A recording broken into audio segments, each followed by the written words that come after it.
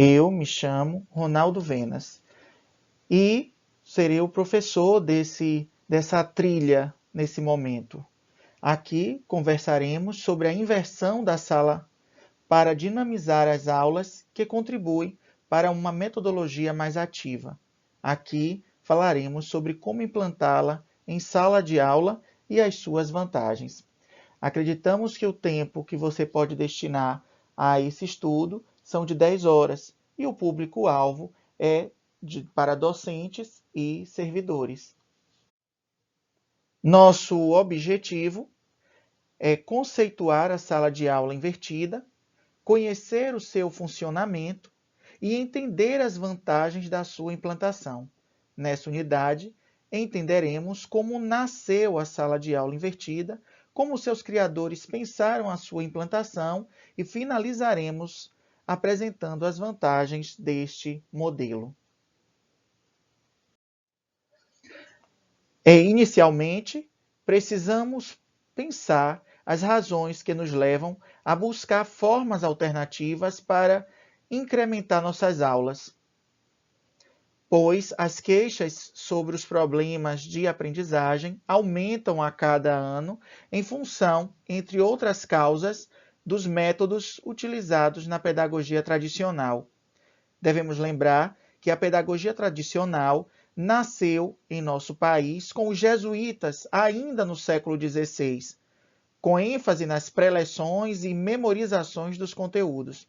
A sala de aula invertida altera a lógica do modelo tradicional e permite que as aulas filmadas sejam realizadas em casa e que atividades, testes e projetos sejam desenvolvidos em sala.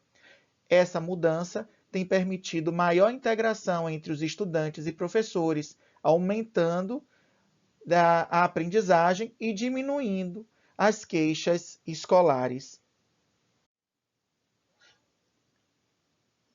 A sala de aula invertida nasceu em 2007, nos Estados Unidos, com os professores de ciência Bergman e Sans. Apesar de não se considerarem os únicos, eles foram os que mais utilizaram e divulgaram o uso dessa estratégia. A principal estratégia foi o screencast na época, que é o registro, ou seja, uma gravação da saída do vídeo gerado por computador em atividade. Pode ou não conter o áudio integrado. São úteis para demonstrar características de softwares. Usuários podem relatar erros e colaboradores mostrar a outros como uma tarefa é realizada em um ambiente específico. Ou seja, é exatamente o que estou fazendo aqui, apresentando slides com gravação de voz. Sim, você pode pensar em aulas assim, utilizando o PowerPoint e a função gravação. A vantagem desse método é a personalização da educação, ou seja, foge-se do modelo da educação padronizada, que vem desde a Revolução Industrial. A grande questão que se coloca é como implantar esse modelo em uma turma de 40 estudantes. Segundo Bergman e Sans, não existe metodologia específica a ser replicada, nem checklist a seguir, que leve a resultados garantidos. Inverter a sala de aula tem mais a ver com certa mentalidade, a de deslocar a atenção do professor para o aprendiz e para a aprendizagem. A grande questão para todos nós é como funciona a sala de aula invertida. Bem, em essência, começamos cada aula com alguns minutos de discussão sobre o vídeo que foi visto em casa. Um dos inconvenientes do modelo invertido é o de que os alunos não podem fazer de imediato as perguntas que lhes vêm à mente, como teria sido o caso numa aula ao vivo.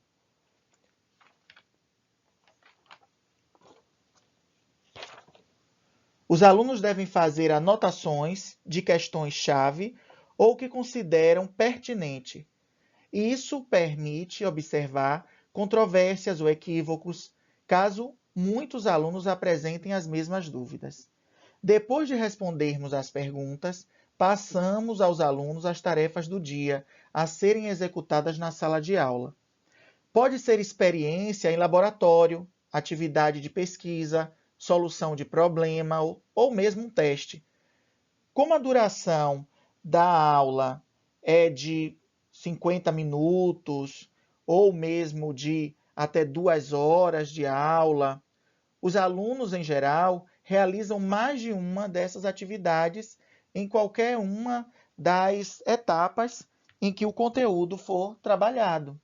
Para a BASIC, o importante para inverter a sala de aula é engajar os alunos em questionamentos e resolução de problemas, revendo, ampliando e aplicando o que foi aprendido online com atividades bem planejadas e fornecendo feedback. Os alunos de hoje crescem com acesso à internet, Facebook, MySpace e muitos outros recursos digitais.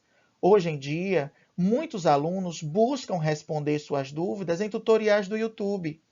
Os vídeos preparados e disponibilizados para os estudantes permitem que os alunos que trabalham possam organizar o seu tempo. Assim, podemos ter a atenção voltada aos que precisam de mais ajuda. No caso de alunos que são pessoas com deficiência, por exemplo, é algo importantíssimo, porque passa a respeitar seu tempo, sem a correria de ter que se adaptar ao tempo da sala de aula convencional.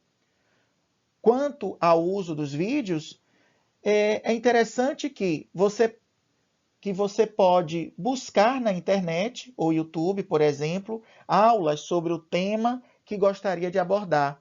Pode produzir seu próprio vídeo, pode comprar ou pedir a colegas que compartilhem material em vídeo, pode colocar como estratégia de pesquisa que os próprios estudantes busquem fontes. Agora, se você preferir produzir seus próprios vídeos, lembramos que ele deve ser incluído no planejamento da aula e também que a divulgação do vídeo deve ocorrer em plataforma de acesso dos estudantes, como no nosso caso, o Moodle. Leve em consideração na produção do vídeo que, primeiro, ele deve ser breve, limite-se a um tópico por vez. Não tente dar uma aula de 50 minutos em um vídeo desse. Fale com entusiasmo, traga energia na voz para engajar os estudantes. Crie o vídeo com outro professor. Isso é uma alternativa, não uma obrigação. É porque, na realidade, todo mundo se interessa em prestar atenção em uma conversa do que em alguém discursando. E, por fim, tente trazer uma informalidade ao vídeo. Pode até contar alguns casos, contanto que não desfoque do objetivo central tratado.